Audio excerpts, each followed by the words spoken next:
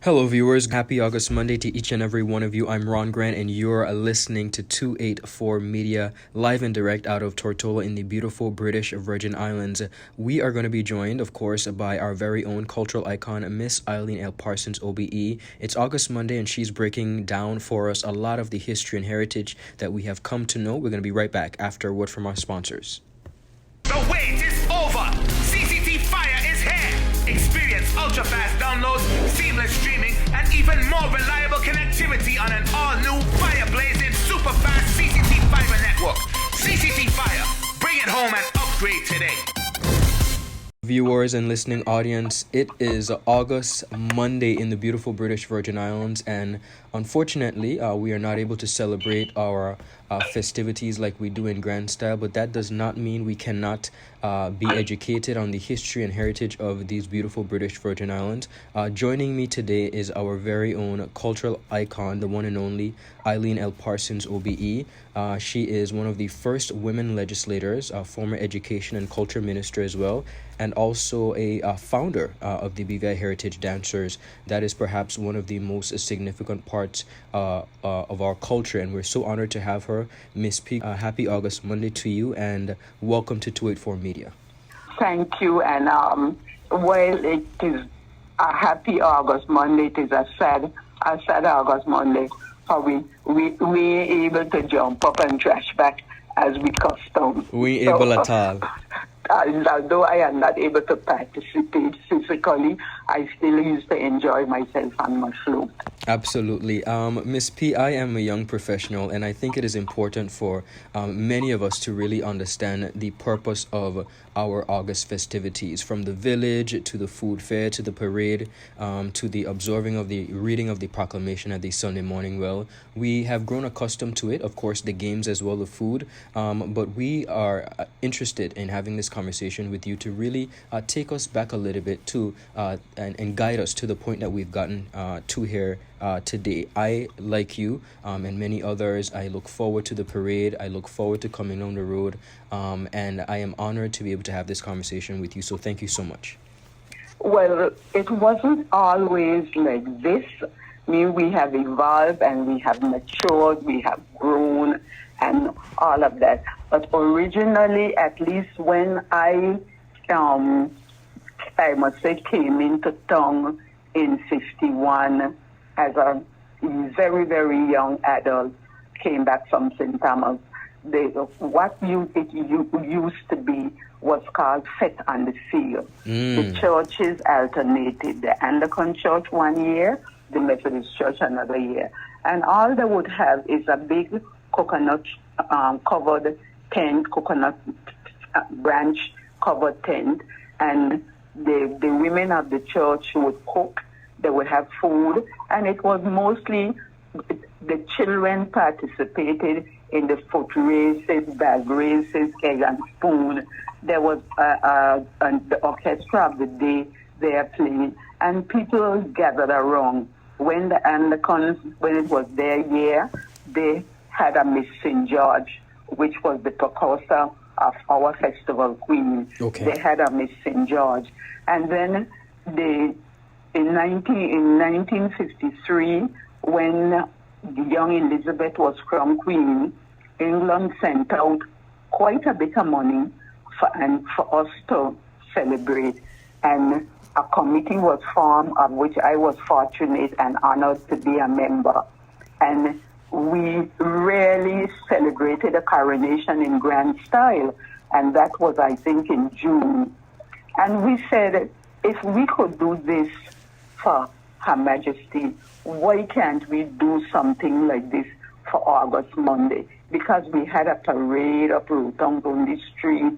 We had what we called then, and I would still like to say, a rise and shine tramp. Yes. We got up early, 5 o'clock, and tramp from when Stonehaven came down to Government House and like that.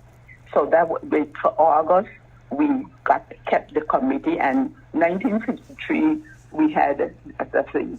But then 1964 we said we are going to celebrate August Monday in grand style. We are going to have a festival queen. and we said that the young lady would sell chances, and the girl who sold the most chances would be crowned festival queen. We would get people to come and take part in the parade. We would have the water sports, and we would have flagpole up on the what is now the Wilding Bruley, but when we say it was then the field. Yes. We would have flagpole all the Monday. So we had the competition, and about 5 or 6, between 4 and 6 young ladies took part. And a young lady from Just Van Dyke, a pupil teacher from Just Van Dyke, Ivy Shimery, entered. And of course, none of us here on the mainland was giving this girl any chance. I mean, the question was that, where's she going? coming from Joseph Dix, said she come run for Festival Queen. What we didn't count on was that in St. Thomas, a lot of the businessmen, and mostly all of the businessmen with big businesses on Main Street, yes, were from Just Van Dyke. The child name was Shinery. One of the biggest businessmen in St. Thomas was Mr. David Shinery, originally from Just Van Dyke. And when they found out, Leslie Milliner, Mr. Blyden, they found out that this child was competing, they didn't fund to throw money on this child, which none of us expected. That Saturday, when upstairs at the DeCastro shop, the money was counted. None of us could believe it. That child double and triple some of these young ladies from Rotown. Wow. So she was crowned. Then it had a little gallery at the administration building on Rotown's only street, and she was crowned there the August. Monday morning, the commissioner crowned her. There was no convertible. We decorated Mr. Alva Bruley donkey cat, and she rode in that.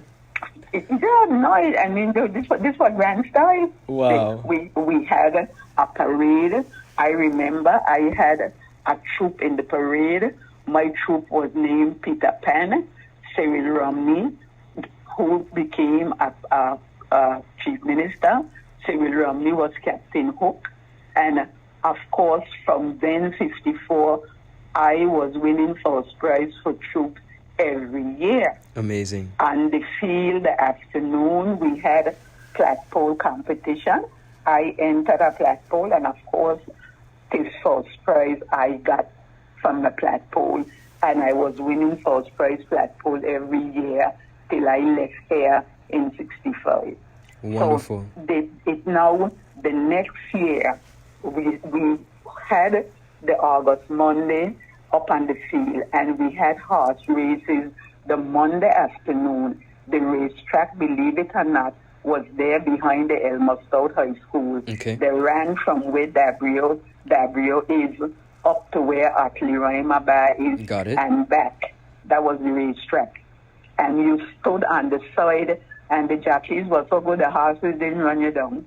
But you stood on the side, and you watch it, and they went up the Lower Estate Road and came back. Amazing. So essentially, Miss P, BVI Festival took off in 1953. Am I correct? No, 1954. 1954. 53 was the coronation. Got it. And So it was in June, and then we had the August Monday, and we said we could do this for August Monday, so we kept we got a committee together in 54. Right. And that was the first festival where we had a festival queen. Got it. And you are one of the two only members of the original festival committee that was started Alive Now. The other one is Mrs. Eugenie Tadman. Got it. Wonderful. We were also members of the coronation committee, and I was working for government. How I became involved, whether I wanted to or not, I was a junior clerk in the government service.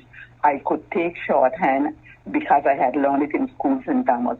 So I was asked to be a secretary for the coronation committee. And you working for the government, because all government people form the committee, you couldn't say no. So right. I became secretary to the committee. And then I became secretary to the festival committee in 1954. And in me and Miss Eugenie, we just went from the coronation committee on to the Noel Harrigan, who was chairman of the coronation committee, was also chairman of the first festival committee. Understood. So we have become accustomed to a lot of different aspects. You talked about the village, the food fair, the parade, the horse racing, and I'm very happy to have had you share as to really where horse race took place originally. We celebrate August Monday, August Tuesday, and of course on the Wednesday. And I'm also thankful that you were able to share how the pageant actually came about. Now, of course, we have a number of different segments, but it is interesting to understand that the women actually had to go out and sell their tickets in order to come back and bringing as much funds, and that's how the winner was selected. You are a founding member, the founding member rather, of the Heritage Dancers Committee. Still to this day, the Heritage Dancers serves as, I would personally say, one of the most integral parts of our culture. I wish it would get the support that it needs, but that's another conversation for another day. Why did you think it important to start the Heritage Dancers, and who are some of the people that you had on your team?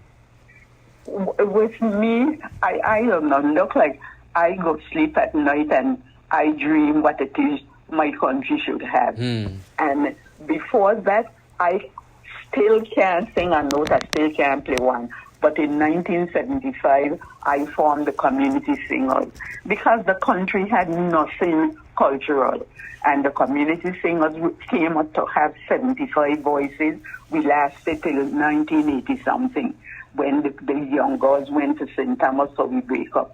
But in 1979, I said, I used to dance at Lincoln School in St. Thomas. We learned all the dances. The principal taught us the two-step, the waltz, and I was surprised to come home and find nothing. So I called people together, and we met down Prospect Reef. About 70-something of us met down there the night. And I told them I would like to start a dance group. I told them I wasn't starting a dance school. I wanted a group that would perform for the enjoyment of the community. I told them I would teach them the dances, the two-step, the seven-step, the fifth-figure, the polka, the waltz, and whatever else I knew. So they agreed, and we started out with 35.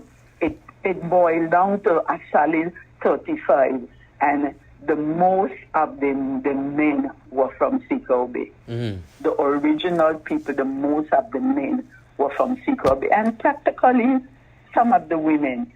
Some of the original members, the original men, Varys Hodge, Oswald Nibs, Ishmael Hodge, Ishmael Scatliff.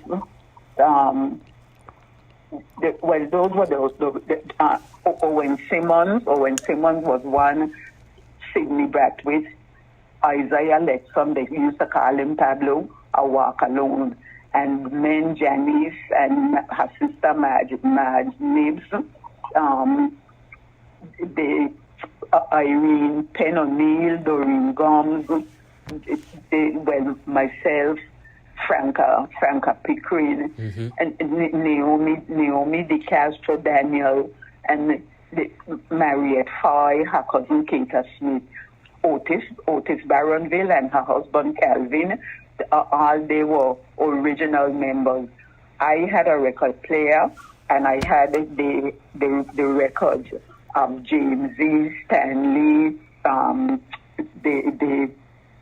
one from St. Thomas. Anyway, I had the music, and I was able to teach them the dances, and I was shocked to find that fellows and girls in Tortola couldn't waltz.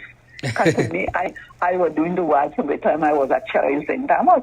And anyway, we learned, and we were able to start performing, and we were very well received. I was surprised that people with little bags and they were asking us to come, and we would pass around a hat and get a little collection. And we then Mr. Saul Loberg was over Peter Island, And Mr. Loberg was very much interested in us, and he got us to come over once a month to perform for his guests.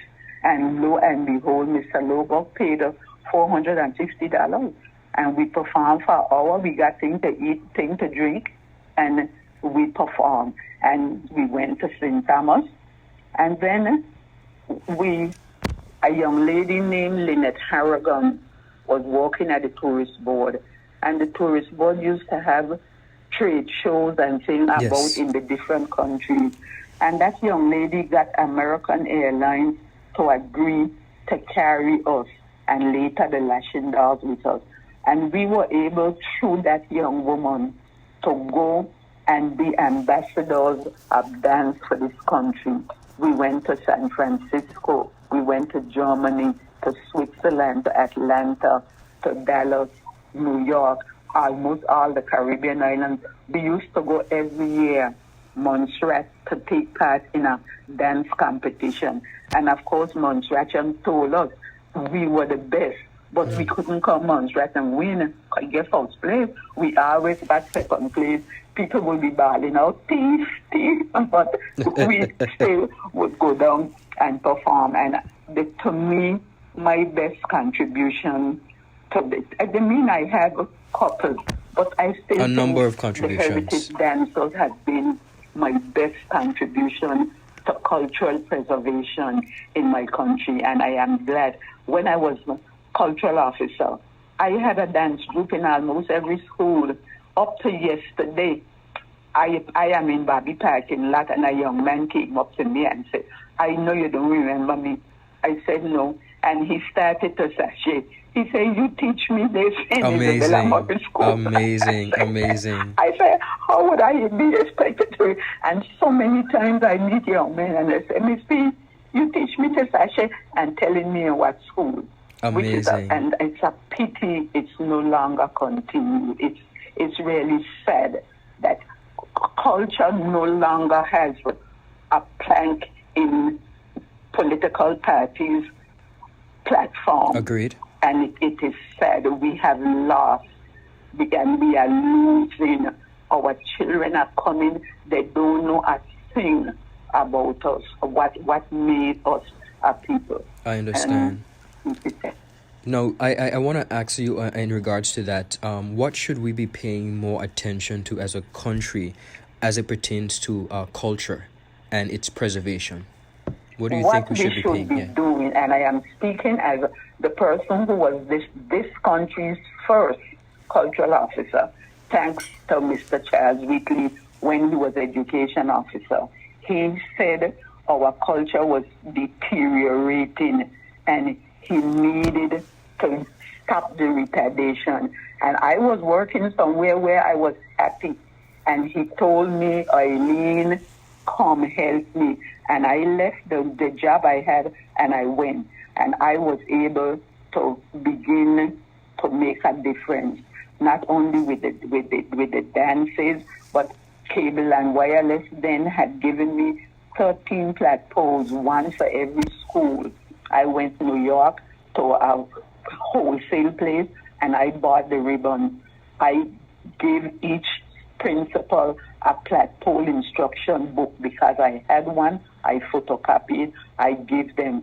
And my hope was that what we did in St. Thomas, the first Monday in May, all the schools met on Lionel Roberts Stadium, and we did, the community band played, and we flat pole from primary school to high school. It was a beautiful sight to behold, and that is what I was envisioning for here. Yes. Long ago, young man, in almost every village in this Totola, there was a flat pole mistress, and it used to have flat pole competition every August Tuesday. The flat pole was an entertainment, and it is by night, flambeau lights and things, that poles used to be flat in this place. You only could use ribbon when you go in Rotown for the competition. But when you're in the village practicing, it is long strip of cloth you would tear up and use as the string. But that was part of what we wore. That was part of what we wore. Deep grounded, and we got it from our ancestors. Indeed, indeed. What is another thing that we used to have, and it was a part of our culture. Wherever there was a Methodist church in a village, every Wednesday night there was prayer meeting. And I said someday ago, as Mr. Reimers, thank you, sing out, that as a people, we have wandered far away from God. Our being reverent and having reverence for God was steeped in our ancestral cultural heritage. wow? I would like to see those things coming back, that the morning time before children begin school, they say prayers Yes. and sing the hymns, that there's not a child of my generation who don't remember singing in the Methodist school, their the Methodist Church Hall, which was a school. When morning fills the sky, my heart awakening cries, may Jesus Christ be saved. And ending the school day with the day thou givest, Lord, is ended, the darkness fall at thy behest. You went to school and you started the day with prayer. And the afternoon, they sent you home with prayer. The night time, you got on your knees to your little bedside and you said your prayers. Today, there are children who don't know our Father. It is sad to say, but it is true. Absolutely, absolutely. I must ask you, Miss P, with all that you have been able to accomplish personally and professionally, and your significant contributions to the territory of the Virgin Islands, particularly when it comes to culture, there's a reason we refer to you as our cultural icon. What is your favorite part about the emancipation celebrations? My favorite part, it still is, but it is not as strong as it used to be, because I guess being of another generation, there are certain things as a female I abhor. My love used to be the parade. And the first time the parade came up the waterfront was the Festival Committee 1975 Limited, of which I was chairman. The Honorable Ronnie Skelton, now Archie, Robert, all of them, Ishmael. Then the first time it came up was 1976, and it created a stir, because the Rotown people who live on Main Street and could have go on the gallery, sit down and watch the parade, they couldn't do it then. And we decided that the floats and things were getting so big that when you got there by Little Denmark, it was difficult to negotiate that little curve. So we decided, since the waterfront was bigger, and not only that, it had the sea breeze, we would move the parade from Rotown only street and take it up the waterfront.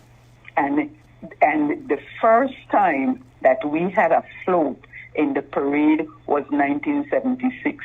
Some friends sent me a float book, and I ordered the things and ran them for them on and made the Queen float. And from then we have been having floats. But the parade has been my joy. Amazing, amazing. The parade, but honestly, I have to say how the parade has come. I have to say, like the Trinidad Reporter, my parade in the BVI has become a parade of feathers and flesh. And why do you think that is? Because you young people, you all say you want to be modern. And as one person said, Miss P expect them to come up the street dressed like the heritage dancers. At least the heritage dancers ain't got a whole lot of body and show. What only the husband should be seen out there exposed for the whole public. It isn't that Miss P doesn't want them to enjoy themselves. But being of another generation, understood. I know my grandmother would faint away to see what the August Monday parade comes. Do you think that we have a somewhat adopted a lot of the Caribbean or regional brothers and sisters, their way of doing things as it pertains to our parade? Yes. much to our detriment. Much. I tell you, some Trinidad reporter said that Trinidad Carnival had become nothing but feathers and flesh. And here you see feathers of all colors coming up the waterfront August Monday.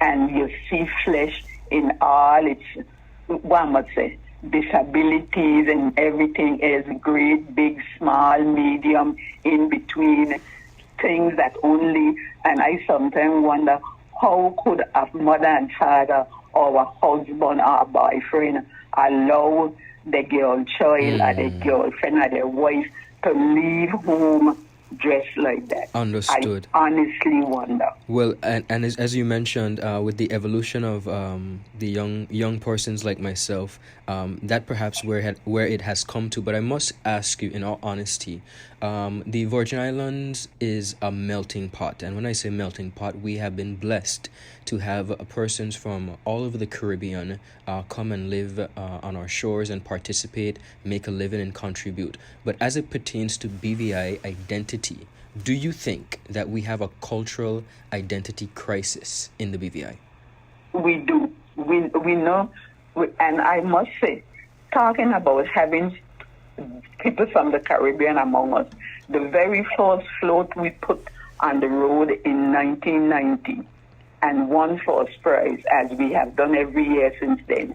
The name of our float was All Are We in Unity. We had a great big cauldron with the flags of all the Caribbean places, all the Caribbean countries who were in here. And the name of the float was All Are We in Unity. Yes, and what has happened to us is that we have allowed them to swallow us.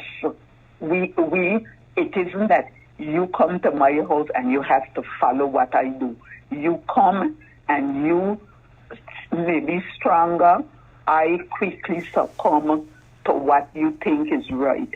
And this is what we have done. When I used to be selling fried fish and Johnny cake, but Tolion would come to me, Miss P, I want a bake. I said, what are you talking about? Why is a bake?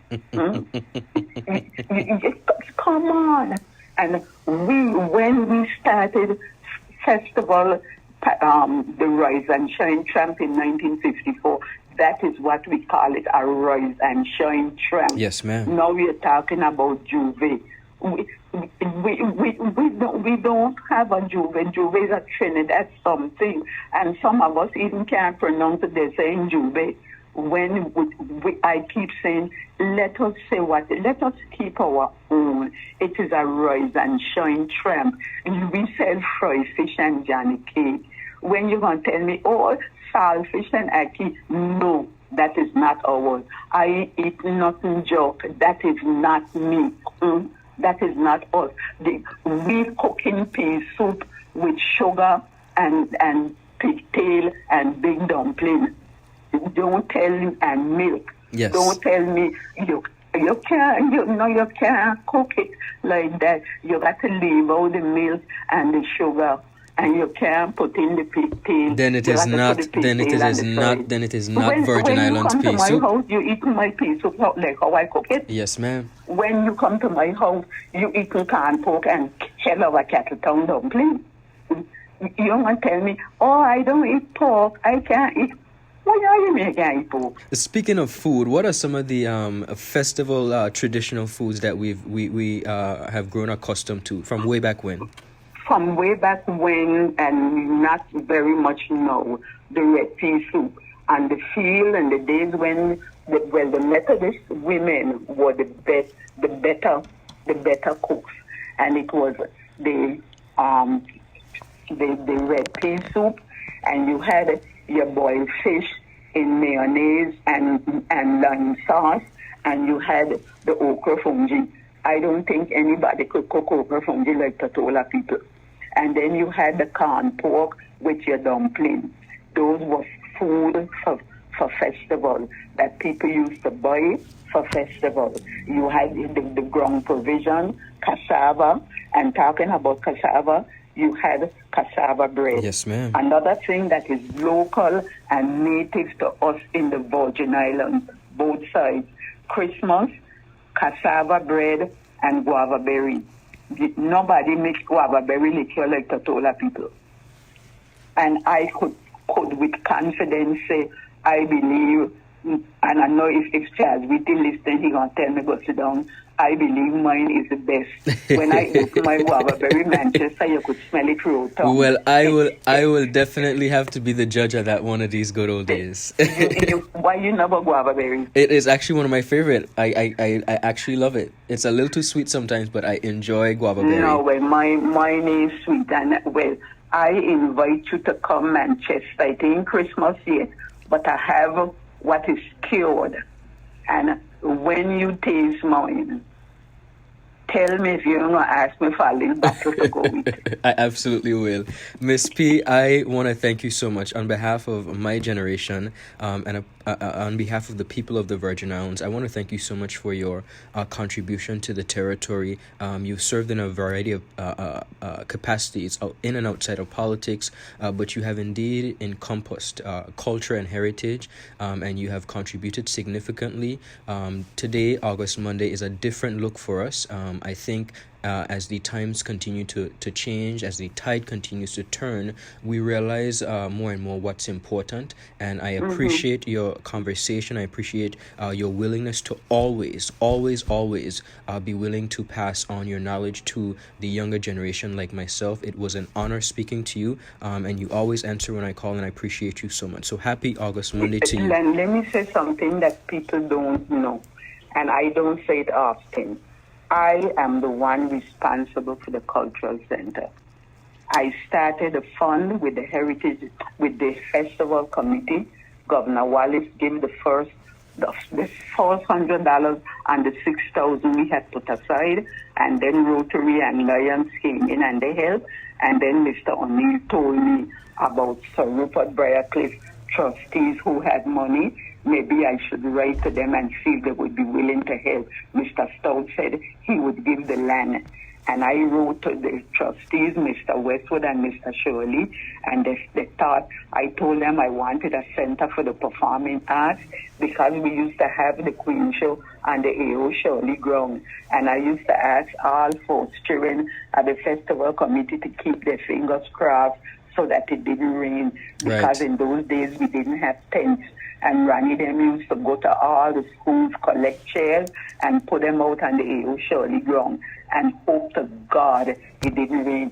And we would build a stage, Island Fellows passing, see Ronnie them building stage, they would come and help them, and we would have the Queen Show, the Miss BVI show there.